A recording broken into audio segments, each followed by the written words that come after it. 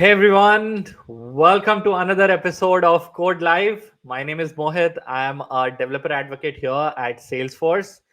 And I want to welcome you all to another episode of Code Live. I'm so excited for this Code Live because today I won't be the only one coding. I have got a great guest, Todd Halfpenny, and we'll get him on the call right now. And he's going to show us how to build extensions for Code Builder. So this is exciting. You would have built extensions for VS Code. This is almost similar, but we'll learn more as we explore. Like, how can we build these extensions, build our own tooling with all of the resources that we have? And Todd has already built one, so I thought we'll have Todd here on the show. So let me get Todd on the show. There we have Todd. Todd, welcome to the show. Thanks so much for taking your time. Would you like to introduce yourself, Todd?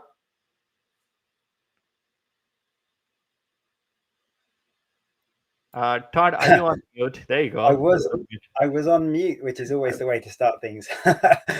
Yeah, thank you ever so much for having me on. A brief introduction for me then. Yeah, I'm Todd Halfpenny. I work at an ISV called Cadify, and we specialize in mobile apps. I've been a dev for as long as I can really remember. I'm a two-time Salesforce MVP, and actually, this last year at the London World Tour, I was very lucky enough to be the recipient of a golden hoodie as well, which is yeah, it came quite out of the blue. Absolutely amazing experience. Um, I'm also one of the leaders of the London Developer Group that we have here. We're very lucky to be in a city like London with a huge amount of people and lots of interest in Salesforce. Um, I'm also one of the co-organisers of London's Calling. I don't know, you know about the community events, the community conferences around the world. We have one that we run in London. This year will be our 9th year, which is really exciting. So yeah, if you're interested, go check that out, londonscalling.net. Anything else about me? Oh, I'm the founder of an organization called Shirtforce. At shirtforce.org, we come up with t-shirts like this. Do you know this t-shirt, Mohit? Yes, yes. I have been trying to get one, but I'll get one for sure. Yeah, Excellent. those look really cool. Thank you. Yeah, this is JSON format, and these are the Argonauts. So this is JSON of the Argonauts. The t-shirts are all like that, and all the money goes to charity from every purchase. That's awesome. I That's think awesome. that's about it. And yeah, I started playing with Visual Studio Code extensions and Code Builder extensions, thanks to some help from the community and yourself. So that's why I'm here. I'm very excited. I'm hoping everything goes okay. That's my first one of Yeah, these. no worries, Todd. This is Code Live, and we experiment, we code, we fail, we wake up. So, we learn all together. So it's all good. Todd, before I get started, just mentioned all the things that you're doing.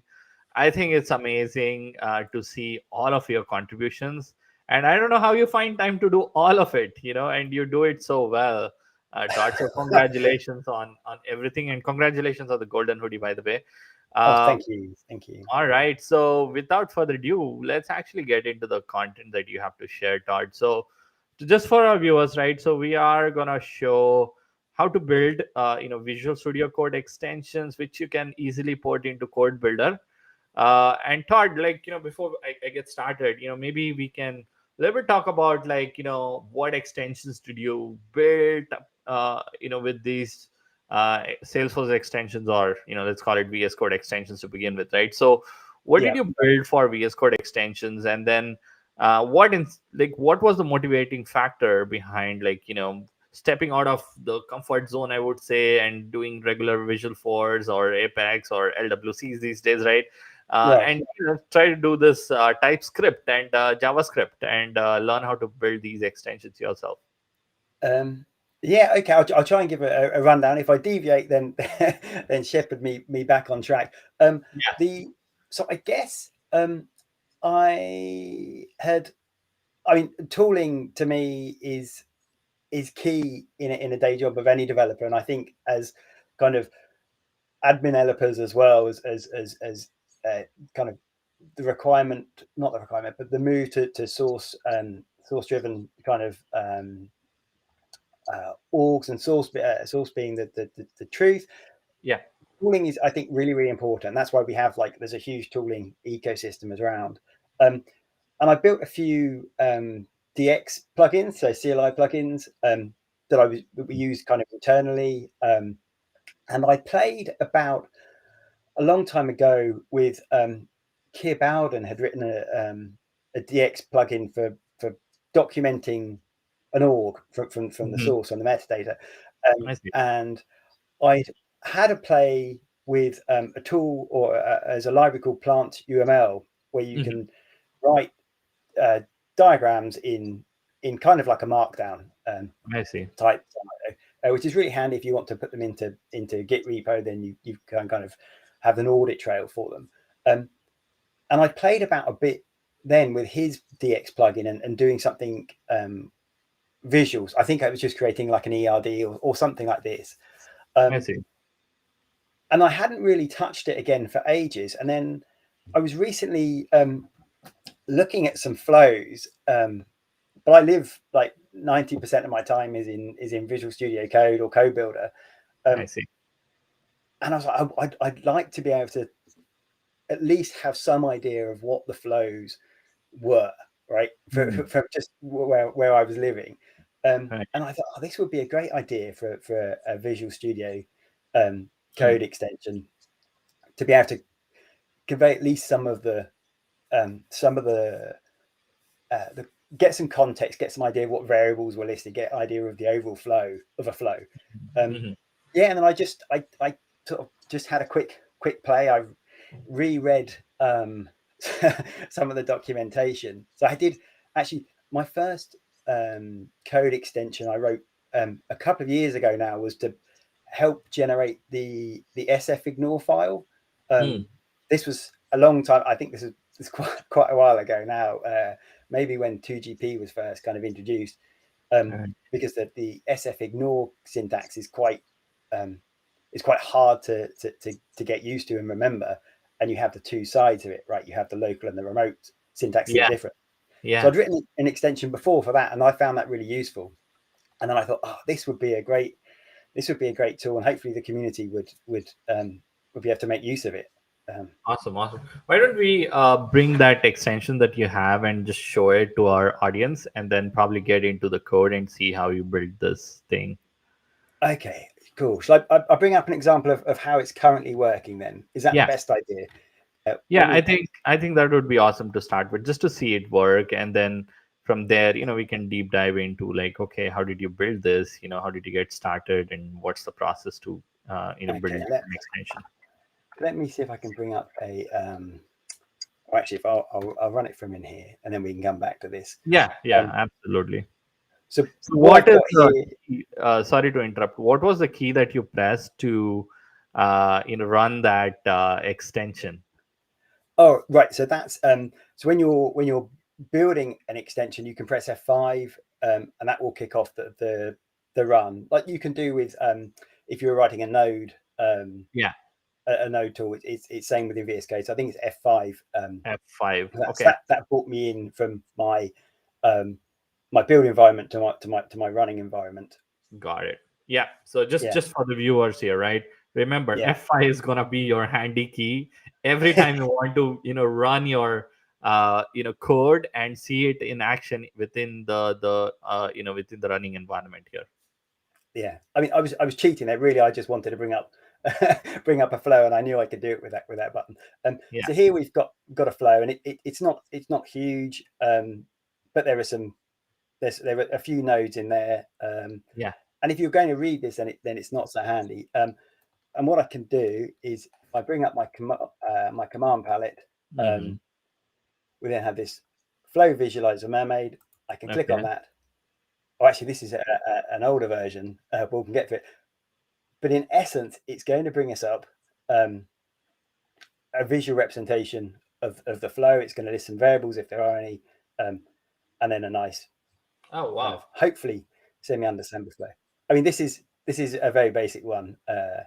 Yeah, that looks like you're just updating some record, but still, like, it's able to draw that, and yeah, it's cool to see that, directly within the VS Code.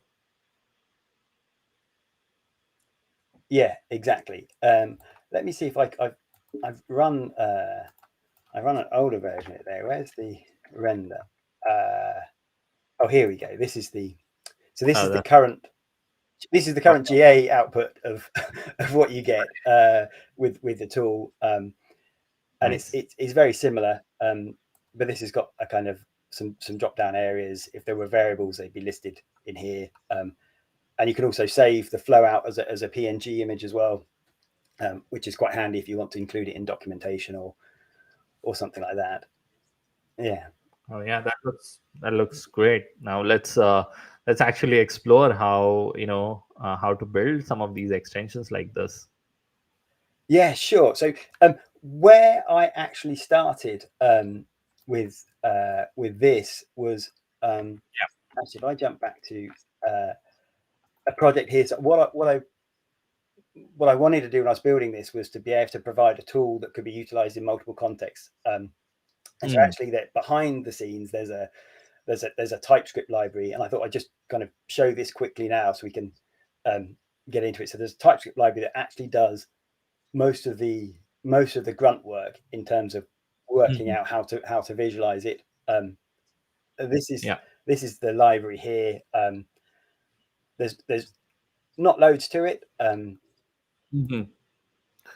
Yeah. So my question is first, right? If somebody is starting from the scratch, who has not built a Visual Studio Code extension, right? What is that tooling that you use to get started and scaffold your project? All right. Yes. No, that's a really good. I was jumping ahead there. No worries. That's why I love these, because I can ask these questions to you. Yeah. So this is this would be the kind of the place to go to. So there's a code.visualstudio.com, and there's an excellent guide on building your first extension. And it's really this line here. You're gonna npx install, right? Installing this this yo, and that's going to help you build out all the files and the folder structure that's going to be useful to you when you're building this. Obviously doesn't give you everything for every extension you're building, because they can be very different, right? You could have an extension like mine that's using the editor contents to perform some action. It could be that you're doing something that's just going to provide a command palette that maybe is going to go and open a file, or do something along those lines. So it's not going to give you everything, but this is kind of where you start, right out here. Yeah. So the human generator, So just basically, just to summarize, right? It's published on Visual Studio Code. So all you need to do is make sure you have like Node.js and Git installed on your machine, and then you install the Yeoman, and then and the VS Code generator with it. So all you need to do is run that npm command, and or npx in this case, right? And then your code will automatically generate the scaffold and all the files that you need to get started with a hello world example. Yeah, correct. And like with if people have used scaffolding kind of tools before, it gives you a list of questions about what you might want included and what you might not want included, and it will help you build out that very first extension. Awesome. Okay, now let's explore the little bit of architecture of, okay, so you are basically taking that XML packet of flow metadata, which anyways is on your local, right? So you will be able to read it locally in your Visual Studio Code, and then translate that file to some other format, or like how is it? Like, are you translating it to some other format for that visualization? Yeah, absolutely. So I'm taking the XML, and thankfully there's a nice library.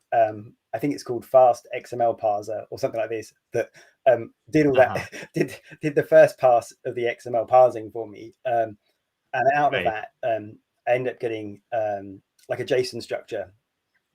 Okay. I think just an array of all the nodes, which Yeah.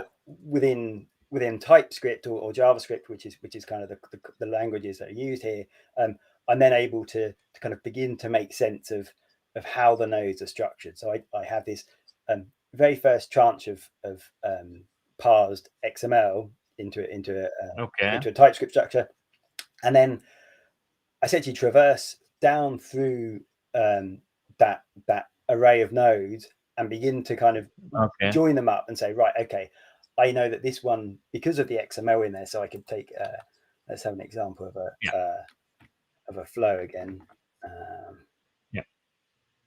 Where was the one in here? Just kind of bring this one up. So if I jump back in, I bring up like a flow XML again. It's going to run through the nodes that are in here, and it might look for, I think they're called connectors. As it knows, okay, so here's the start node, and it'll have a connector and a target reference, and I begin to build up then an enriched, I guess, keyed map of nodes. So I know each node knows if it's going to connect out to something else. It might know if it's got some variables in there, that kind of structure. Right. And I begin then to make sense of it, and at the same time make a list of any of the variables or constants or formulas that have been declared as well. So I have those handy for when I want to then kind of actually parse it out to be rendered. I see. Okay, cool. And do you use any library for the visualizer? Yes, I actually have the two versions. Two versions. It was a bit of trial and error. So when I was first building out, let me run this one up here. I was very familiar. I think I said when I was working doing an ERD diagram with Kia Bowden's old DX plugin, I was using Plant UML. So I started off with Plant UML. Let's see if I can run this one here, and it will show what we have. And you get a kind of diagram like this on the right hand side. I see. Okay. And then that's generated from a Plant UML string here, which has got like a starting and an annotation. There's a title to the flow as well. I'm defining some nice styling up point, and then it's kind of a syntax that says, right, you're going to connect to this, you're going to connect to that. Actually, this is a very small flow. I should maybe use a bigger one to demonstrate. Shall I do that? Yeah. Feel free to pull up something else too if you have.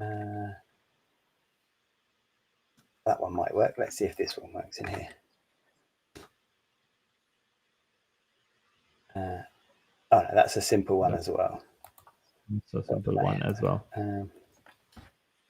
I got anything else in here? Case priority is high. Did I try that one?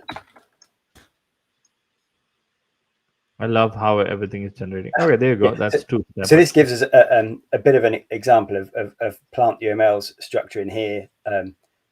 I see. Okay.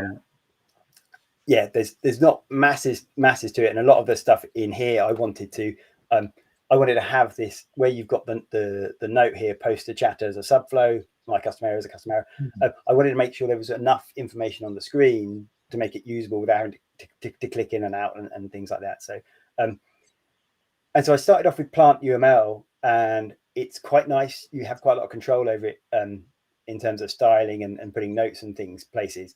And I then went out to the community and said, oh, can I have some flows that you might think are quite complex that I can kind of test this against? And thankfully, lots of people got back to me, and I had some most amazing flows come in.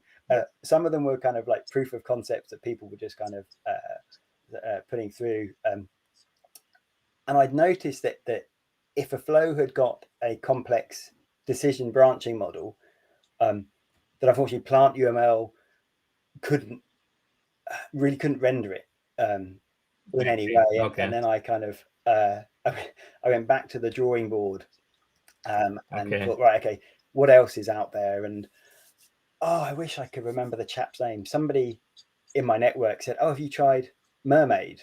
And I was like, no, Mermaid. Okay. not heard of Mermaid before. And they said, oh, give Mermaid a go. It might be Robert Sussman, maybe. And then I thought, okay, well, let's try it with Mermaid. And then I see. it was like the base of the work that I'd already done to create this kind of keyed map of nodes could be reused. Yeah. I was now just changing the syntax that was going to come out. Mm-hmm. So if I run this version of the extension again, but with Mermaid, it's a different syntax over here. So this is Yeah. and this is now in a markdown file, which can be automatically be previewed by built-in VS Code. So I could create a markdown file and it would then render it out for me. I see. Okay, it's a markdown. Oh, wow. But you can see that the graphical representation is different, and it came with some limitations. It like I can't work out how to put notes next to the nodes and things like that in here. But it meant that for complex branching, it was much better, right? It was able to graphically render that. And then the kind of syntax that's in here is I kind of define my nodes here. So this is I'm defining there's a start, there's a custom error, there's a poster chatter, and there's an end. And then further down, I begin to connect them up. So I'm going, right, my custom error is going to go to end, which is here. And it doesn't matter which order I put them in the file in. The rendering engine sorts it all out for me. Oh, wow. That is cool to know. Yeah. And then down the bottom, I can define some styling for different things. So that's cool. Different fill colors for stuff. Awesome. Why don't we get look into your main.js from where the application like starts, and then it trace down a code a bit and see your code and sort of learn from like all the little things that you had to do there. Yeah, absolutely. So let's go back to I'm trying to find. I think this is the first version where I started to give us a good way in. Yeah. So we have a package. I'll bring up the structure actually in the Explorer. We've got our usual friends up here. Node modules. And then there's a source directory, and in here the key file is this extension.js. Yeah. But we're also defining things within our package.json as well. Right. So let's have a look at the package.json first of all, see what's interesting in here. The key bits really that distinguish this to be a VS Code extension that you may not find in other package.json files is this contributes section here. Yeah. And there you can define commands that are able to be run. So I'm saying in here, there's two commands really. One is for flow visualizer for Mermaid, and then one is flow visualizer for plant UML. Yeah, and that enables those commands to then be kind of referenced elsewhere, and that's actually then down within this menu section that I'm then saying actually I want to have some commands in the command palette, and one's going to be to call the plant UML, one's going to be called the Mermaid. So I have to find two command palette entries. And I'm also able to say, only make these command palette entries pop up if you're in an XML file. I could restrict them even further, I think, to have more granularity in them. So for example, like if I bring up my command palette in here, yeah. So just for the viewers who might be very new to VS Code, right? The command palette is usually the palette that you bring up, to take any action. Usually on Mac, it is Command Shift P. I think on Windows, it is Control Shift P. So that's the shortcut key. And anything that you define in these package.json files, as Todd was showing up, it starts appearing in your command palette. So like, for example, here, Todd, like line number 27, he has flow visualizer mermaid. 27 and 28, right? So that's the title, and the command that it's going to execute is named as sflowvisualizer.generate moment. So that's the command that's going to execute. Correct, Todd? Yeah, that's correct. Absolutely. Yeah. And that's kind of how they're tied together. And you could define within here, this is where I believe you would define things like maybe right click context items, for example, if you were building an extension to do that. So let's say you wanted one that added a context item to the to menu here, then you would put it in a similar place in the package.json as well. Basically, think about like anything that you need on the UI for your Visual Studio Code. Anything new that you want in the UI, whether it might be on the command palette or on the Explorer, or something that you want on right click, right? I think it's called context or something. There is different naming conventions there that you can find in the docs. So all of that UI elements you basically define in this package.json. That's right. Okay. Yeah. Awesome. So the first file, so sflowvisualizer.generate moment, right? So that's the command. So where do we define that actually? That's then defined within this extension.js file. Okay. Yeah. So this is kind of your core gateway of code, I guess, to begin with. Think of it as a hook. Basically, think of it as a hook. Basically, so anything like you have defined in your package.json, right? It has to reference to this file, and then any action that the user takes, it actually has to register here, and then your extension starts listening to that particular command, kind of thing. Think of like subscribe and listener pattern, sort of. Yeah, that's absolutely right. So in here, there's this core activate function where I'm registering my commands to be available. It could be that you don't want your commands to be available upon extension activation, right? If you've got something that's maybe doing some, I don't know, network requests or something, you might only want that to be activated in a certain situation, and you can program that in here.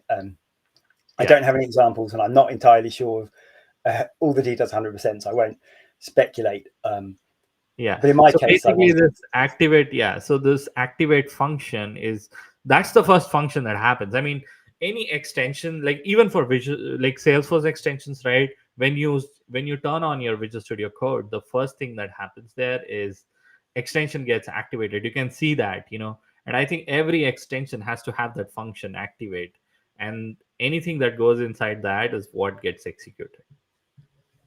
To get an idea, right? Even our extensions, Salesforce extensions, also have those functions. Yeah, absolutely. This is the kind of bread and butter for VS Code extensions. Perfect. And then there you go. Sorry, that's okay. Yes, I've registered these two commands to make them, basically give them a hook in here, and I'm for both of them I'm saying, well, generate a preview, and then I'm passing in the name of the kind of rendering engine that I want to I see. use. And then that jumped into this generate preview function in here, and this was, I felt like a bit of a fraud, when you do something and everyone goes, oh, that's really cool, and then you're like, well, I actually wrote like 10 lines of code, because this here is the only code that I wrote for that first version in terms of making the thing work as a VS Code extension, which is kind of nice that there's only little code to it. And in essence, in here, I'm saying, right, I'm using this VS Code window namespace, and then saying, from the active text document, can you get me the text that's in there? So this would be the flows XML. I'm saying, right, can you grab all that text for me? And I'm putting that in this XML variable, and I'm then passing that to that TypeScript library that I had that did the parsing, and saying, cool, can you parse this for me and bring it back? And I've got kind of this object here with a map of the flow, and then also the the kind of the markdown UML, I'm calling it. I don't know if UML is really the right word in here, but that's what it's referencing. So I've now got that back. And I think here,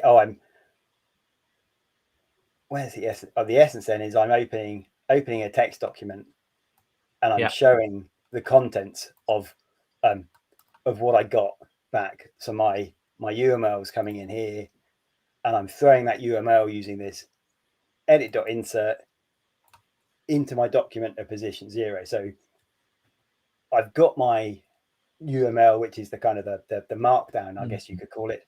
And then opening a new document, putting that UML into the document. And what I've got up here is I'm giving a title to the document that I'm creating. So this is the markdown file, and I'm giving it either an extension of .pmd or .puml. So it's either going to be a markdown file or a plant UML file. And that's quite important then, because what I can do is I can just ask VS Code again, like one line of code, I'm saying, can you do a markdown show preview to the side? And that's the thing that's then taking my markdown file, opening the preview window for me, and then doing all that magical rendering stuff, which is lovely. One thing to add on to this is, so all these APIs, right? For example, VS Code.window or VS Code.workspace, right? So these are all like the APIs that come with the extension builder, right? So these are exposed. So all we need to do is understand like how these APIs work, what do they do, and then probably just use them for our purposes here, right? So VS Code. There you go. Yeah, so I can go through here, and I could get a list of commands that are coming through. We've registered a command earlier, and all of this is kind of there at our disposal, I guess. Oh, I just done that. Oh, moved the wrong way. If I put in here, let's say the window, then I've got changing the theme, I guess, activating a terminal. So you have lots of control over all parts of the Visual Studio Code UI, as well as all these other pieces of pieces of APIs under the hood. Yeah, thank you, Todd. So we have a question coming up, like, how did you come across these functions in VS Code? Like, how can we come to know which one to use? So yeah, that's a good question. So the great question. Yeah, absolutely. So on the Visual Studio Code website, you have there's an API reference. Yeah. If my internet can load up, maybe. That's fine. Yeah. So there you go. So you have all the extensions API documented. Magesh, and also I would say there are recipes in the internet. Like if you search for the internet, right, about how to do XYZ, you'll find a lot of resources. Like there are so many VS Code extensions that have been built in the in the ecosystem of VS Code extensions that you literally have answer for everything. Even I won't be surprised if ChatGPT ends up giving correct answer to your question. So really, I mean, API guide is the way to go about it and play with it. But there are also recipes, like all of them are documented there from the VS Code. So that is how you get to know all these things. There are code samples. Yeah, this is what I was talking about. Code sample. I think I learned a lot from these code samples, though. These are great. Oh yeah, definitely. And like you said, I mean, the internet is awash with thousands of open source projects where people have solved all these different situations. So a search on the internet for the type of thing you want to be doing will probably give you lots of examples, as well as references to that API guide, I guess. Yeah, awesome. All right, Todd. So if you could take like a couple of minutes to show us, Todd, like specifically what I wanted to see was like for example, for the mermaid, right? What was the like to create that file out of that structure? What was the library that you said you used, and can you show where you imported them, etc.? Yes, absolutely. Yeah, so that's in not that one. Where is it? This was the library here, and I'm pulling in this fast XML parser. So Yeah. this is like an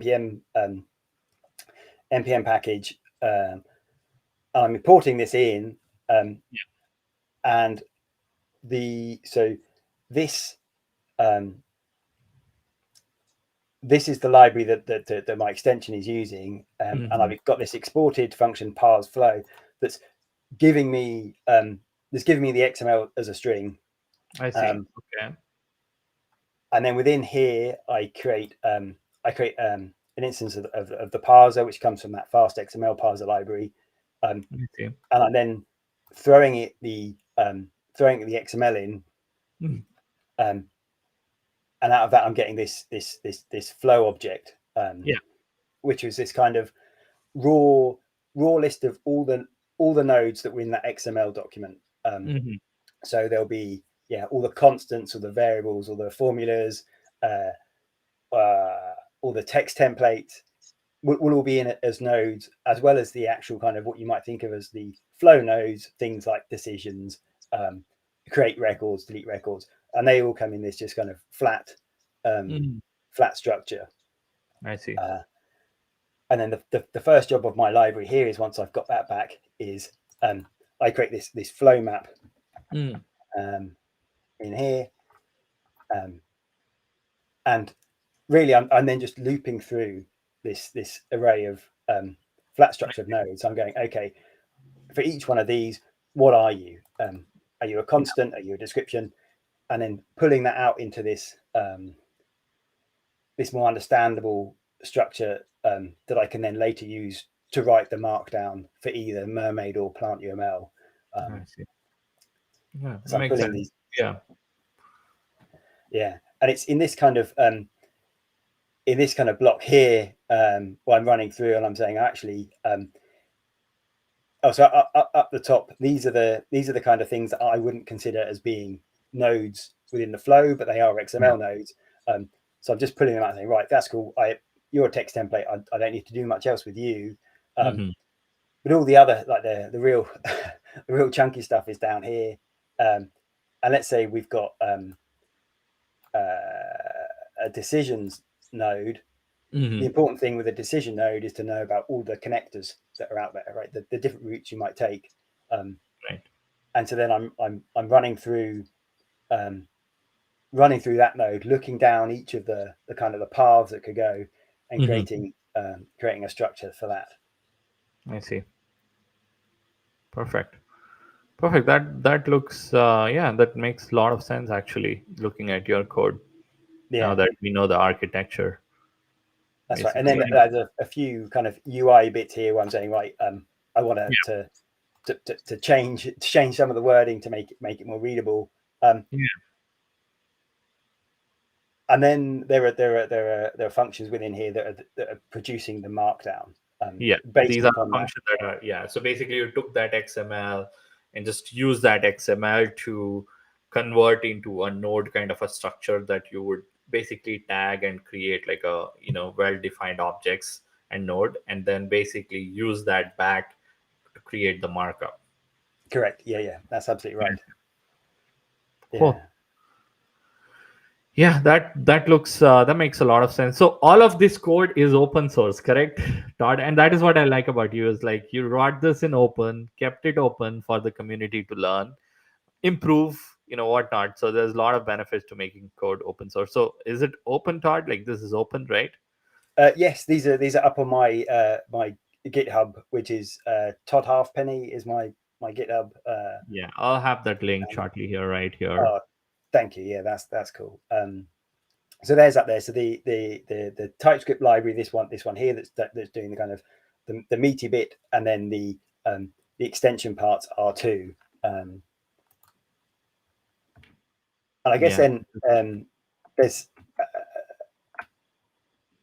I should probably talk about a later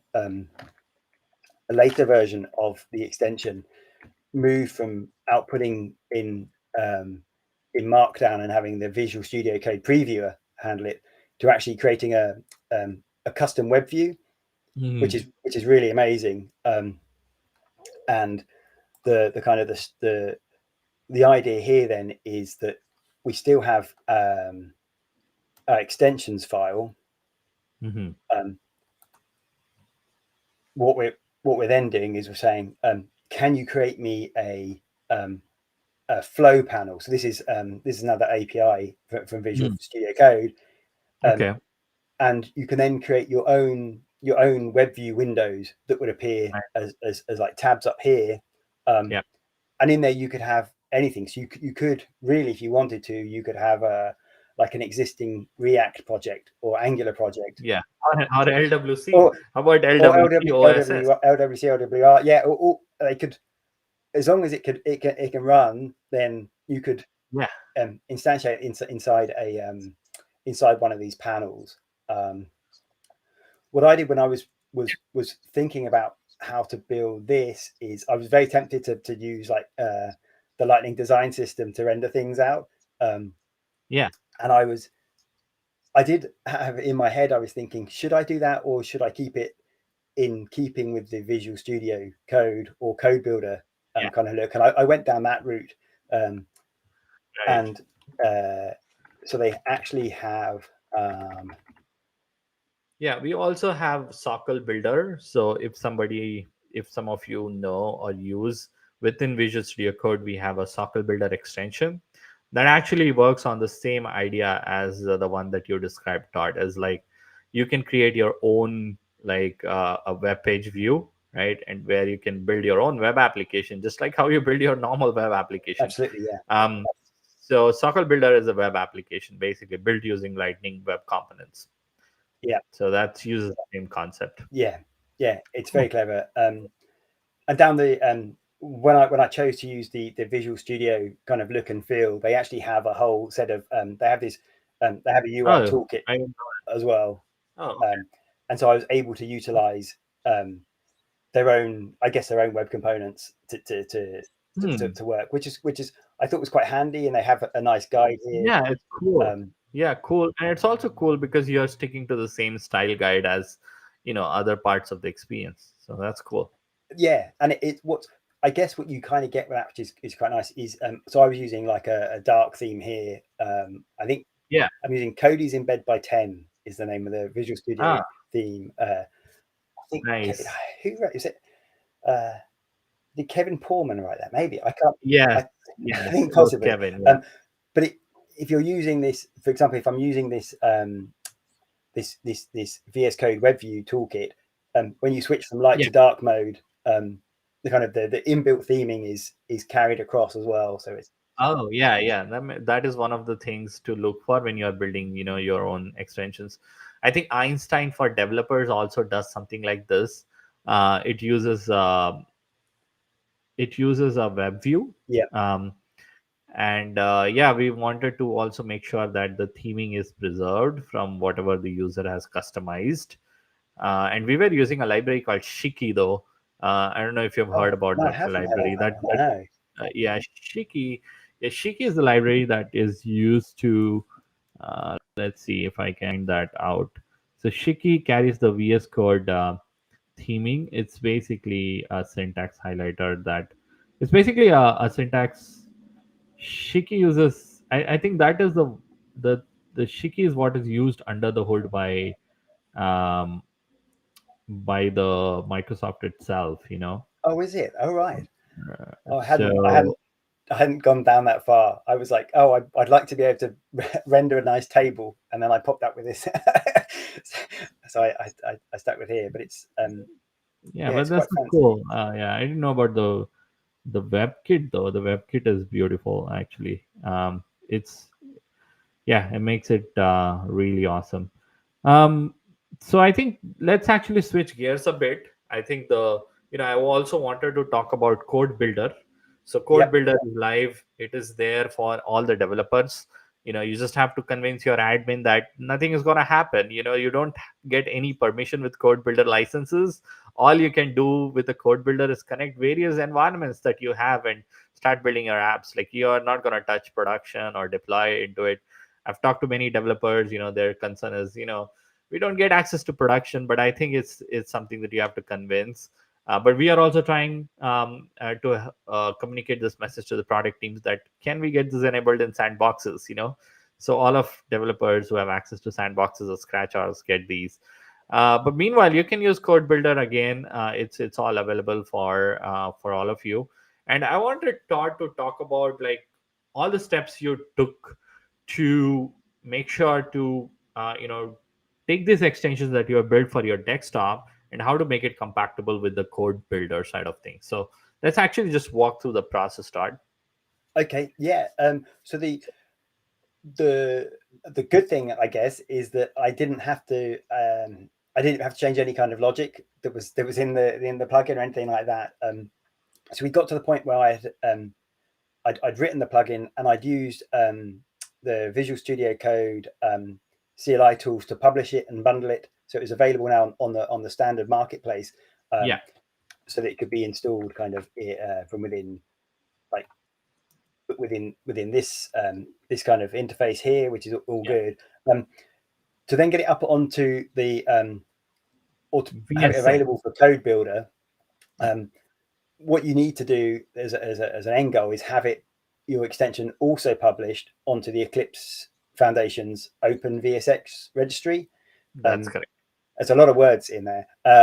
It's yeah. And essentially the steps I had to take. I've got a guide here. Yeah, that is awesome. You have I'll put that up guide. so people can see that while we're doing it. I followed this guide here, and there are only really a few steps. I had to create an account as part of the Eclipse Foundation to say that I was interested in being a publisher of an extension on the registry. There are some agreements, of course, you have to sign. I think there is with everything you do these days, and part of that then was to connect it up to my GitHub repository, where the extension lived in the open source world. I then had to claim a namespace as a publisher as well. I think I probably just went down the same as my GitHub username. Kind of makes sense, otherwise I forget all these things. And then very similar to publishing onto the Visual Studio Code marketplace, which is as a command is something like was it VSCX publish? I got it written down somewhere. Yeah. It's VSC publish. So and to get up on here is a very similar kind of command. There's an OVSX tool, a CLI tool. So I installed that with npm, and then it was a case of running a command to publish up the kind of the package that went to Visual Studio Code Exchange, Market Exchange, up to this VSX open registry. That I think was done in record time. Like there was no, like I said, there was no code changes or anything. It was just like, oh cool, this is here now, make it available. I did have to change one thing, and I think timing just caught me out when I was building this. A new version of VS Code had been released, and Code Builder hadn't yet reflected that new build, and so I just had to specify in I will take credit for that. Actually, I think I was the one who told you to do that. Yeah, I think it probably was. I think there was one line I had to write in my extensions file. It's the VS Code engine version that you specify. Yeah, that's right. I had to specify one here to kind of make it compatible. But honestly, Mohit, that was all I had to. That was all I had to do was like follow a guide, sign some agreement. Yeah. So can we open your Code Builder instance, Todd, and then show a little bit of like Code Builder to all of our audience? So this is Code Builder. What I love about this Code Builder though, Todd, is it's running on the web browser, right? So a lot of you have I know, Todd, me and you are lucky that we have our own laptops, or we don't have our IT team like screwing up our laptops, right? But for a lot Yeah, of us, yeah, for a lot of people working in regulated industry, I think it makes sense, to have strict IT regulations there. So you have a lot of regulated things, and a lot of you have expressed that it's very hard for you to install all these tools, because obviously, I mean, installing all these tools is no fun. I mean, if I had to like get a new laptop and install all these tools, it's a hassle. It's a hassle. It does take some, it does take my 1 day of working hour, or yeah, even one more than 1 day sometimes if I'm stuck installing Java, and there are so many versions of Java, etc.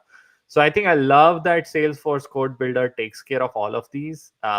And it's available on the web. So all you need to do is just authenticate with your Salesforce org and log in, and then start working on it. And we already publish all of our extensions for Visual Studio Code, also for Code Builder through the VSX. As you can see, Todd is showing up. A lot of open source work also is available there. Like for example, Prettier is not one of our extensions, or XML from is one of the extensions from Red Hat, as you can see. So all of these extensions, right, are supported there on VSX. Everybody is publishing because that's a vendor neutral place. It's just that it's vendor neutral, it's more open source than and there's no proprietary thing from a specific centralized body, right? Either Salesforce, or for that matter even Microsoft, or anyone, right? So the VSX is like a vendor neutral place where anybody can publish. And I see your extension there, Todd. Where was yeah. that cute little logo? Did you build that up? That's just Um, cool. yeah, it doesn't work so well in light mode. I hadn't thought about giving it a background, but it's a flying squirrel Oh, with you click an on that Excellent. though. Click on that. Like click on your extension. There you Oh go. no, Now you can see that's squirrel. yeah. That's I think nice. this is better. This is the time to say that I'm completely colorblind as well, right? So Oh, those garish colors on there are. it looks cute though. I mean, it looks all right. But Todd, you're able to publish this right on the Code Builder. Now, anybody using Code Builder can use Todd's extension. So that is so cool about this. Is anybody is using Code Builder can simply install this extension, use it, and Todd is showing how it's actually working there as well. So you can see it neatly renders there on the Code Builder environment, just like it was rendering on the desktop. So that's beautiful. And again, Todd, congratulations on actually getting this out of the door, and coming up with the idea and executing, and also making it open source for the community. That's just awesome. Well, I mean, in my day-to-day job, I use so many tools from open source sort of contributors that it's only right that you can give things back if you're kind of in a position to, right? Yeah, yeah. And you know what? We have a shout out from one of our viewers here saying, I use these extensions on both VS Code and Code Builder. So there you go. You have real users. Todd. Yeah, I think I can't remember. I mean, does it say how many installs are on here? Probably not a lot, I guess. It's Yeah. it's very fresh. Yeah, That's that's lovely to awesome. hear. Thank So you. yeah, thank you so much. Again, for all of you, right, I want to share some of the resources here, and we'll get the collection listed there on our YouTube video description when we end this call. I'll probably list all the resources for you to, if you're looking to build something like this. Really, you start with Microsoft's Visual Studio Code extensions, like building Visual Studio Code extension. So that's the first place to go, because there you'll find Yeoman and the generator. So you can use that to scaffold and bring all of your files that you need to build an extension. Also try to run that extension, debug it. Uh, and Todd, I think we did not cover how do you debug. Maybe you can show some if you have some time here. Yeah, I think we probably could. So Trying to while you find. bring it up, I want to summarize, right? So yeah, so basically you start there, and then get used to the TypeScript code and get used to the APIs basically, and just learn how to run. F5 is your favorite key when you are building these extensions, and remember that everything has to go into that package.json. That's where you define the entire UI. And then you basically define a function within that extension.ts file that uh, Todd is showing. And then within that function, you have different hooks and from there it's all yours. All you need to know is how to understand how these APIs work, and then you should be pretty much set. And Todd is showing us how he debugs his code. Yeah, I'm gonna. I think this is attached to my. Yeah, Yeah. I've so many extensions running now. I just tried to tab through my windows, and I've got lots of VS Code extension things running at the same time. Where is my That's no window? issue. But yeah, debugging is simple actually, because the Visual Studio Code itself supports a very good debugger out of the box. So all you need to do is make sure to have that configuration there. You can find all those information on the over the internet. If you don't, just reach out to me. So you should be able to just run your command and F5, and basically wherever you have that little dot, it will stop there and you can trace it down. It's pretty similar to how you in general how you debug your Node.js project within VS Code. Yeah, It's the I think same. I was going to demonstrate the breakpoint on it. There you go. It Did add didn't. some breakpoint. Maybe your extension needs some configuration. I'm going to rerun there. So all you do, Todd, is like F5, I think, and then it should stop at that particular debug line. You have to, unless I'm running the wrong command. Oh, there we go. There you Sorry. go. There you go. Beautiful. And we could watch all of the variables flowing in and out through that variable panel there that Todd is showing. I've got all the bits. I don't know if we can get into my. There's the flow panel. I'm trying to find something interesting in here. What have I got in here? Oh no, that's the Okay. global. I don't want to go into the global, right? Yeah, you don't be going to the global because there's going to be a lot of things there, but you can break yours. Can we do real-time debugging in Apex not after run? If somebody wants to understand, like, can we do like real-time debugging in Apex not after run? Unfortunately, Apex is on the cloud, so you cannot break. I mean, there are things like replay debugger, and I think replay debugger is great way to debug. And then ISVs also get ISV debugger to debug. Um, but I think the replay debugger in general works really well if you understand. I think we have a lot of content on that for someone asking there. Um, but I love the TypeScript debugger and the Node.js because it's all local. So really makes it easy. All right, Todd. I think again. Thank you so much, Todd, for sharing all of this. I'm pretty sure this content is going to be useful for anyone in the future looking to build extensions, not only for VS Code but also how to extend it to Code Builder.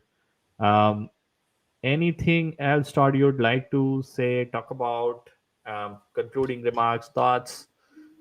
Oh, I guess I'm excited to think about what extensions could come next and what tooling can come next. So not just Code Builder, not just Visual Studio Code. Like where are all these tools gonna come from next? I don't Yeah. know. Got to keep up. Absolutely, absolutely. All right. So, Todd, I think we are almost time an hour. We spent an hour with your code. And again, all of the code is open source. Find it on Todd's GitHub repo. Um, and again, thank you everyone on the stream here tuning in and listening for like this whole 1 hour. I hope you found a lot of information, and I hope you're excited to build your next Visual Studio Code extension. Anytime I see community sort of complaining, oh, we could have this in the standard, etc. I'm like, yeah, but there are a lot. We have to prioritize things, and I think it's awesome that Todd, you came up with your own solution, right? And that's something that we obviously encourage folks to share and keep it open source. Again, my name is Mohith, and thank you so much for tuning into Code Live. We will catch everyone on the next episode. Till then, take care and see ya. Thank you. Thanks all.